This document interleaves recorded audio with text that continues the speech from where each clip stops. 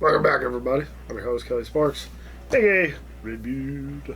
So today we have episode 9 of the Rye-Maggedon 2021. You know the deal. Also, I've got a couple more samples. Well, not samples. Picked up a few more entries into the Rye-Maggedon, and I'll probably do one-off tastings of those over the next couple weeks. And then we'll throw those samples into the mix. 2 of them are on loan to me from a liquor store. So we'll have to get those bottles back because they're 2 of their sample bottles that they hand out to people for customers to try. Anyway, like always, we're going to go ahead and just jump into this one. Ooh, that one smells nice. Nice minty, heavy caramel. Let's go ahead and get into it. Glass A has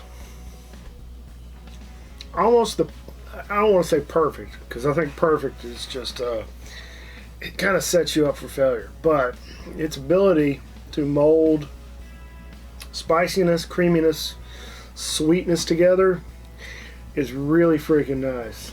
So I'm kind of curious. I feel like I don't even want to guess what it is right now. I really have no idea. It tastes really good. It could be anything over there in that stack. Because there's some sample bottles down there that I forgot what's over there. So who knows? It could be anything. But that's going to be a tough one to beat in this class. Oh, that one's very, very, very minty. Very minty on the nose. Let's see how it tastes. I feel like this one's a retread from an earlier video. And it very well could be. I think this one's the Oak and Eden. Because it has this, I don't want to say it's like an artificial oakiness that I get, and I've tasted it, that same little note, on other whiskeys that I've finished in jars and bottles with spirals, oak spirals and whatnot, and it's almost like it has this oak flavor to it, this really oakiness, but it doesn't give you the thought that it's been in an oak barrel for 10 to 15 years. It just kind of has like oak flavoring. That's the only way I can describe it. So, alright, last one. That one smells nice as well. Alright, see how it tastes. This third glass is really, really good. Now, if I had to pick a first, second, third, I don't know if I could pick. This one's going to be in last place. I feel like that's the Oak and Eden, because it has that it doesn't taste bad, but it doesn't taste as good as these 2. Now these 2, I want to say this one's probably a Michters, and it could be that new toasted barrel that's in the mix, but something about these 2. This one's just like sweet, creamy, velvety, and spicy.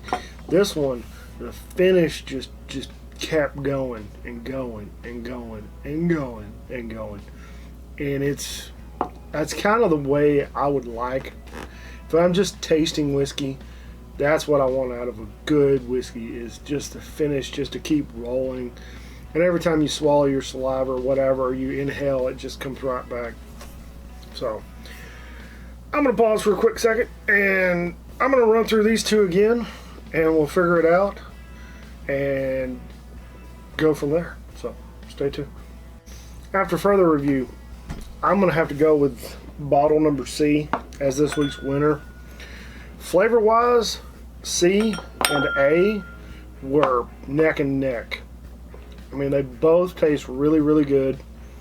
Really, really good. But what set C apart from A was the finish. and it's just like just rolling and rolling, and it's hard to beat a good finish. But yeah, hey, that's where we're at. So let's go ahead and figure it out. In last place, and I think I'm gonna go ahead and start knocking them out. You want to get up here? We'll get up here, Bonnie. I met Bonnie's twin sister the other day. Come here, Bonnie. Alright, so we have in last place for this week, episode 9, was the Oak and Eden. Yep, it has that. It was good, but compared to those two, it couldn't stand up. Yeah. How's it doing, Bonnie? Mm-hmm. What are you doing, buddy? So, in second place, we have, don't eat my paper, Pikesville. Ooh, Pikesville got second. It's so good, too. It's just the finish. The finish wasn't quite as... Oh, man. That's going to be a tough one. That's a heartbreaker right there. But anyway, what did I say? I thought this was a Michters. I knew that one. I really felt like that one was the Oak and Eden. I had no idea what that one was, and it's super, super good. I wouldn't be ashamed to have that in my glass as a daily drinker. But for this week, episode 9, and the winner is Michters. Which one? We got 2 of them. Shit. Y'all pause real quick. I'm going to go find out which Michters he poured. 12 seconds later. So, he poured the Michters Barrel Strength Limited Release. This one was from 2016. So, this is an old one. 16D419.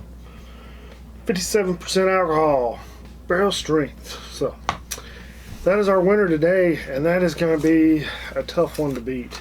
And Pikesville could come back and make a good showing, because it's just freaking good. I mean, all there is to say about it. But the Michters, man, I really think the Michters are probably going to be they're my dark horse pick. One of those two could very well win it throughout, because they're just, if you can find a Michters Barrel Strength Rye, not the single barrel. I don't like the low proof entry on those.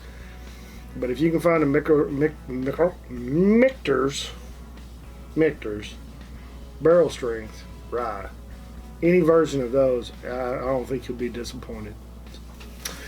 Alright, that's all I got. A big winner for today. Thanks for watching. Don't forget, check the description below for all the ways to help out with the bills around the house. Like the video, subscribe, share it with your friends, hit the notification, or hit the bell for notifications so you can get updates. Check out the Bearded Idiots, and like always, drink some whiskey, share it with your friends and family. Be safe, don't drink and drive, take care, and we'll see you next time. Cheers.